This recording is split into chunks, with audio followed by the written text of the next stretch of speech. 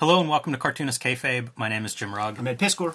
Before we begin, gotta pay those bills. We have a Patreon, patreon.com/cartoonistkayfabe, where you can join and see these videos early. You can participate in the recording sessions. You can give us some tips for great guests that we have coming up, and just have a little bit more insight to the Cartoonist Kayfabe hive mind, so to speak, and get behind the scenes a little bit. Also, we are working Cartoonist. Hulk, Grand Design, Street Angel, Deadliest Girl Alive, and Princess of Poverty, and The Plain Janes are my latest books. You see them all here. If they're not on your shelf already, add them. Ed Piskor's Red Room, Trigger Warnings, and Antisocial Network out already. Crypto Killers, issues 1 and 2, available now for pre-order wherever you buy comic books. Hip Hop Family Tree, X-Men Grand Design, and WYSIWYG round out his collection of books. So, again, you want to keep Cartoonist Kayfabe coming at you, the best way to do it is to buy our books. So, Ed, today we are going to take a look at probably Top Cow's most popular comic book. Is that how you would think of Witchblade? We get the comic industry that we deserve, and some of that is incumbent upon the readership, Jim. And a lot of people, yes, to answer your question in a long way, yes, a lot of people bought Witchblade, and it created a bunch of clones of this sort of thing. Whenever this stuff comes on, and it's probably like 95, I believe, yeah. 95, around that time, I am basically out on Wizard. I am out on Image. You know, I've worked through my Marvel, DC, and Image stuff, and it's not totally like a blank to me, but it wasn't something I was participating in. I didn't buy Witchblade at the time. I would see it, you know, maybe occasionally through maybe an ad in another Image comic like Savage Dragon or something, but it wasn't something that was really on my radar. And when I look back, to me, this is when Mark Silvestri and Top Cow really assert themselves as legitimate studio at Image. They start to have books that don't look like, you know, Jim Lee and Rob Liefeld. And I think it's like Witchblade and Darkness. And I did buy Darkness, you know, because it was that same thing. Like, this had created buzz. And at that point, I saw it at my local comic shop and was like, all right, let's see what's going on. I liked Mark Silvestri still, you know, check it out. But it feels like at this point, this is Mark Silvestri and Top Cow. Yeah, sure, man. Whenever they formed Image, the Cyberforce stuff is the last crap that I got my hands on. And then, you know, that's written by one of the luckiest men in comics, Eric Silvestri. So as a reading experience, it's nothing. But yeah, sure. You know, he established a lot of popularity, and you know, like I think maybe Rob was sour on Wizard at that point. I don't think McFarlane was talking with them that much. So Silvestri was the belle of the ball for Wizard magazine at that moment, and would get a lot of shine because that's basically what it was. Like, if Wizard kind of anointed you, you sold a lot, and Wizard gave it a lot of face time. We'll be getting there yes. in our well, Wizard we were coverage. There. The last Wizard had Witchblade in it. Oh, did it? And that's part of what put this on my radar. And so this is Cyblade She. This is the first appearance officially of Witchblade, and it's just for a couple of pages. You know, not a big character in this book per se, but a first appearance. And the reason I say that, I make note of that, you're talking to a self-publisher, Billy Tucci, here, if you're Mark Silvestri. You know, they both produced an issue of this crossover. The other one's really interesting because it has, like, all these independent comic characters. This is the other half, right? And so they've got, like, Cerebus, Ash, Milk and Cheese, Scud, Tyrant, Bizarre Heroes, all appearing in there. You know, it's Battle of Independence. But it makes me think, shortly after this, I believe Mark Silvestri leaves Image briefly. Right. And it's that dust up with Rob Liefeld, who ultimately ends up leaving, and then Silvestri comes back. And we could talk about that, because it's a Michael Turner thing. Silvestri says it on the Image Revolution documentary. Rob Liefeld called up Top Cow, said, you know, is Michael Turner there? Turner. Dude, it's Goldie the Mac and, like, Pretty Tony. You know what I mean? It's like, yo, I want Michael Turner. Like, I will give you whatever you want. And then Silvestri gets on the phone, says, do you know who this is? This is Mark motherfucking Silvestri. That is a direct quote. He said, like, on the with his soul patch and his, like, yeah. Anyhow, and he was like, that's what sort of, you know, got the ball in motion for there to be a dust up. Well, you also mentioned, like, Liefeld maybe falling out with Wizard. I don't know how Jim Lee was with Wizard. I don't know if he ever fell out. But I do think Silvestri takes a more assertive role. Yeah. And I do think that comes from talking to these indie publishers and figuring out, like, how do I make Top Cow this upper echelon studio, publisher, imprint, whatever the case may be. It seems like Silvestri changes course. Oh, absolutely. You know, from the beginning, when Cyberforce comes up, there's an article in Wizard we looked at. He's got a flannel shirt on. He looks like he could be like Turner on Full House or something, like a dad character. And it changes. You know, I think it's very deliberate from a business standpoint. And I always find that interesting when it happens, but I do think it's probably what he's learning around comics. And, you know, having Rob Liefeld call him Poach your top guy, that might be one of those lessons. This is the original cover. So I have like I just picked this up at a local comic shop. It's a collection of like the first, I don't know, 6 issues or so, Witchblade. They had collected editions. Remember whenever they used to do that? Like, instead of a second printing, you would get the collected edition and it'd be like a 48-pager of issue 1 and 2 together. And a lot of the Image books, it must have been a trend at the time, something they saw value in. So this is called the collected edition, and it's basically all those reprints put together. But this is your Witchblade 1 cover. And I thought I would, you know, I'm sure a lot of our viewers remember this one fondly. You certainly saw it in Wizard Magazine enough. Yeah. So we'll go through this first issue, and this is my first time reading it this week.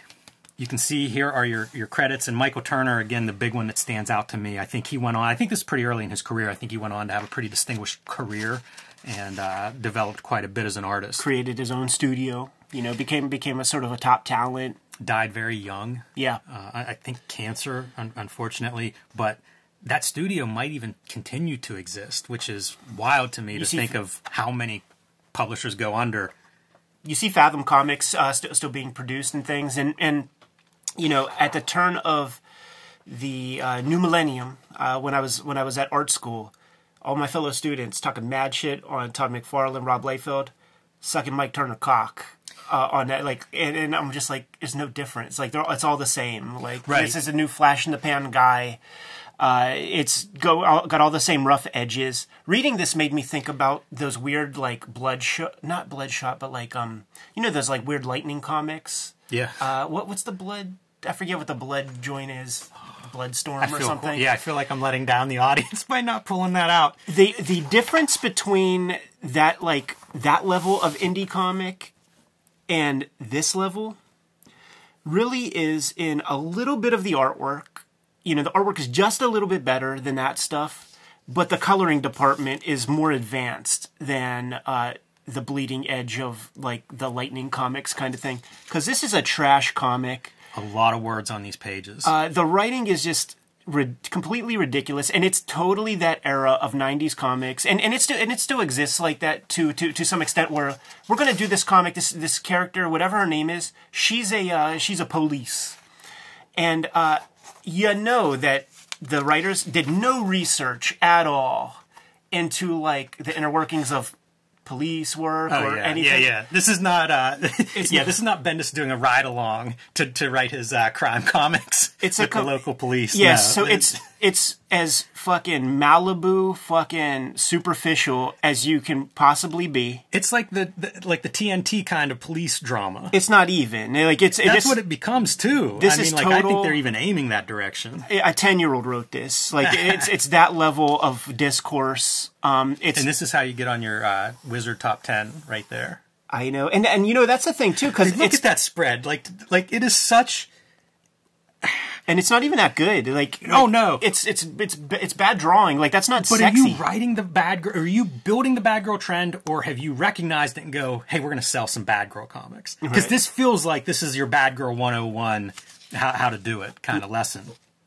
Yeah, but man, a lot of and everybody wearing their Tarantino on their sleeves at the time. Yeah, big time. Even the guy with the goofy kind of joint, like that kind of is the Gary Oldman True Romance drug dealer guy. Yeah, no doubt. Always got to appreciate whenever I have to turn the book sideways. I know. It's a very popular trend. And it's just so funny because like there's nothing like that's not even really a human. No, not at all. But that's kind of part of that trend too. I feel like that is the Image style, right?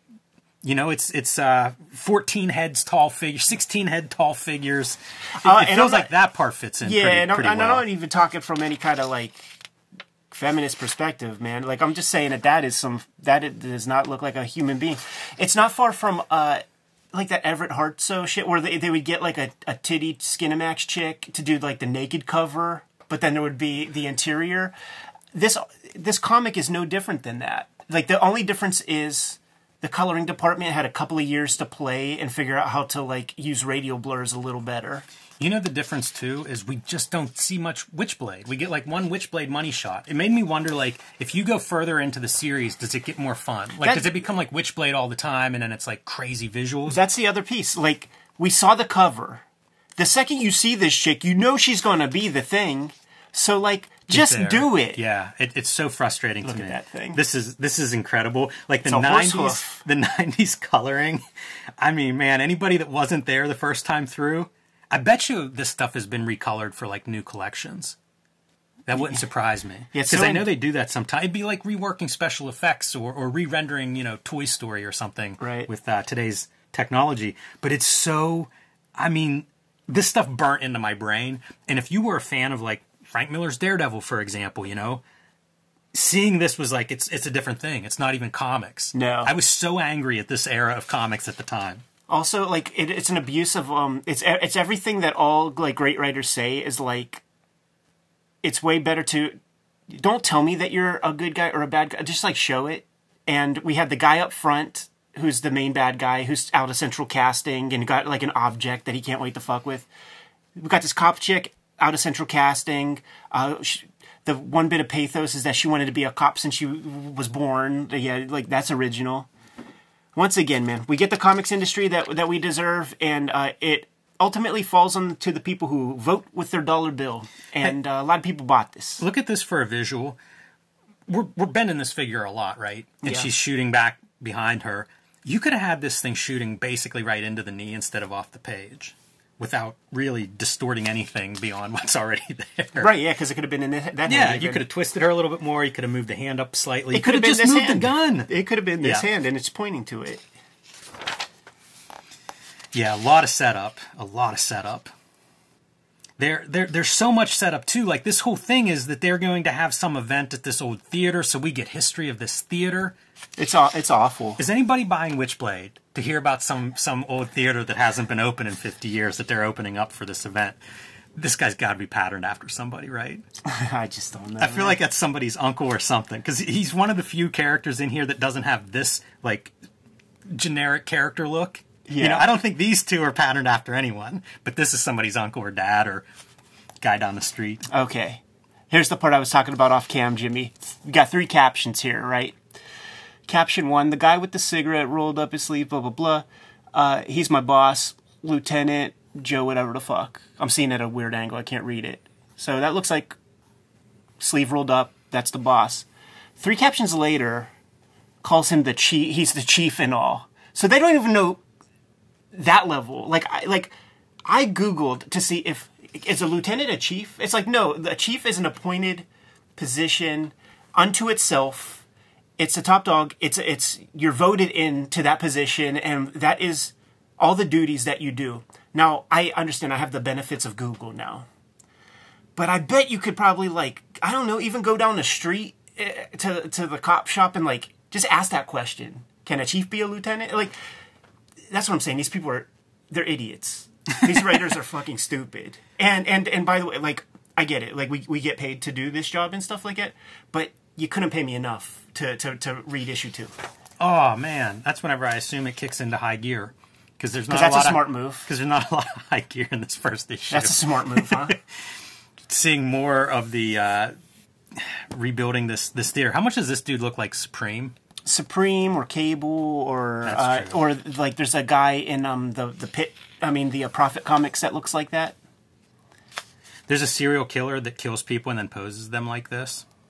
That's what's going on there. Yeah, she's supposed to be burnt up top. That's what the black is. Really? Yeah, it says something in the cabinet. Like, look at your thumb. She was burned from the inside out, kind of like a microwave oven. That's weird. That's a weird visual. Yeah, it just looks like shadow. Yeah, that's what I assume. And here's our Rialto theater that suddenly, not suspicious at all. This theater's been closed for 50 years, and now suddenly it's lit up and people are showing up in tuxes. Right. Nothing to see here. And what are they there for? The Witchblade. Hey, should count the amount of pages we get until we get to the Witchblade. There was I remember going to Pittsburgh Comic Con one year, and there were some like Top Cow inkers there, and they were inking because there wasn't a big line for them, and they're inking with nibs. And dude, it was about the most impressive thing I've ever seen. Where it's that Scott Williams like perfect thick to thin lines, perfect smooth arcs. And just watching them do it, it was almost hypnotic. It's such a strange skill in a way. It's cool, very specialized. Yeah, because I remember seeing dudes at Pittsburgh Comic Con doing the Scott Williams thing, but they were using French curves and like fine liners to get the thick and thins on like a big thigh. Yeah, and this shit dude like that. had a nib and was like pretty impressive. Although I don't, there was nobody there. Was it Bat? Was it Joe Weems? You know, I don't think it was Bat. I don't even think it was Joe Weems. I think it was a little bit lower down on the credits list. But it might have been one of those guys. It's been a long time, man. It would have been like 1995 or something. It's quite a while. It might have been D-Tron. It might have been. But he was a superstar here. So our Witchblade, future Witchblade's partner gets grabbed. He was supposed to just be out in the parking lot while she goes in and investigates. So pretty weak partner to begin with. She goes in and gets shot, saving him. And then, of course, the Witchblade finds her body and turns her into Witchblade. You know, I didn't see that coming. No? You probably had given up hope by then, because I think we're on about page 25. And there is your first glimpse of the Witchblade superpower. And here we go. Let's criticize color theory. Let's do it. Let's put some red and orange fire effect on top of a red background. How about that? Let's just close the book. Then no one will see it. Why? Yeah, I mean, it was just that period where, like, it's technical people, not really artists, but each studio had their guy. Like, and I don't know who the guy was for Top Cow. Like, you had Joe Chiodo, who would be like Wildstorm Cat. You would have Kiko Takanashi. Steve Olive is like the Grand Poobah of them all. Do you know Jonathan D. Smith? That's not a name that I know. No. Computer. Oh, Nate Cabrera. Shouts to Nate Cabrera, who hooked me up with Takashi Okazaki to get to know him, the Afro Samurai dude, and we have a shoot interview on the hook. Shouts to Nate. How do you know Nate? Just Instagram. Is he still around? Is he active? He draws, man. Top Cow? Yeah, he draws, and he got a lot of Xerox. Hey Nate, send those Xeroxes, man. We got to do an episode on that stuff. Yeah, that sounds compelling. Yeah. So that's basically, there you go, the beginning. This is where issue 1 ends. Let's see. Not get distracted by future issues. But that's all you get from Witchblade, you know? And I get it, it's an issue 1, but at the same time, like, I don't know. There's a lot of backstory and build up there that... Do we care about the backstory very much? Right. Like, we just want this vengeful cop with a cyborg demon arm, whatever this is. Yeah, it's a cool visual. Like it's a visual that you could imagine could be a million-selling Shonen Jump kind of thing. Yeah. Yeah, it's pretty neat stuff. And as I said, you know, this is your first issue. I don't know why that cover is buried so far back. Yeah, it doesn't make sense. Still early in the TPB game. You know, still figuring stuff out there. See, this is what I think sells this character, this book. You know, it's the promise of like, okay, now we're getting to see this weird like symbiotic thing on top of her. You know, I just recently was acquainted with there is a brand, like there is a chick kind of porn that is all about, it's from Japan, and it's all about like the clothes that you wear, like doing things to you. And I think there might be a little something of that, like that when you put it that way. And I'm seeing that the clothes are growing and shit. Right. There might be a little of that kink to it. See, there's your collected editions that I was talking about. So, I don't know. Michael Turner would be my main things here so far, and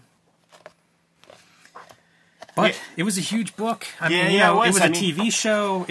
I've seen like the mangas and stuff for it. You know, there's a Darwin Cook did an animated style version of this. Yeah, look at that. So may not be the last time we show off Witchblade on this channel. Hey, listen, man, I'm all for tickling the algorithm every now and then.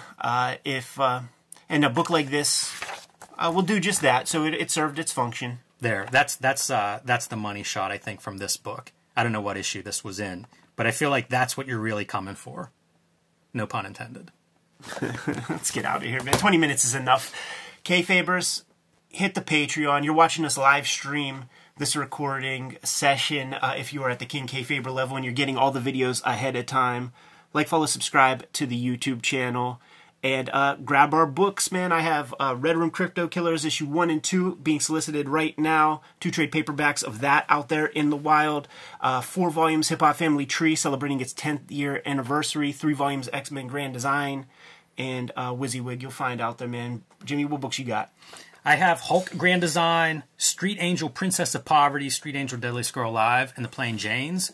You can get any of those at your local bookstore or comic book store. You can also join me on patreon.com/JimRugg, where you can see lots more of my art and process. You can download out-of-print zines and mini comics, and you can see what I am working on next. Yes, and I'm serializing all the Red Room stuff on my Patreon before it hits paper. Hit my link tree in the description below. You'll get to all those destinations. But Jimmy, tell the people what else we have out there that they can support the channel with. Subscribe to the Cartoonist Kayfabe newsletter at the links below this video. You can also find Cartoonist Kayfabe t-shirts, merchandise, hats, mugs, stickers, and lots more at our spread shop. That link is also below this video. Give them those marching orders, James.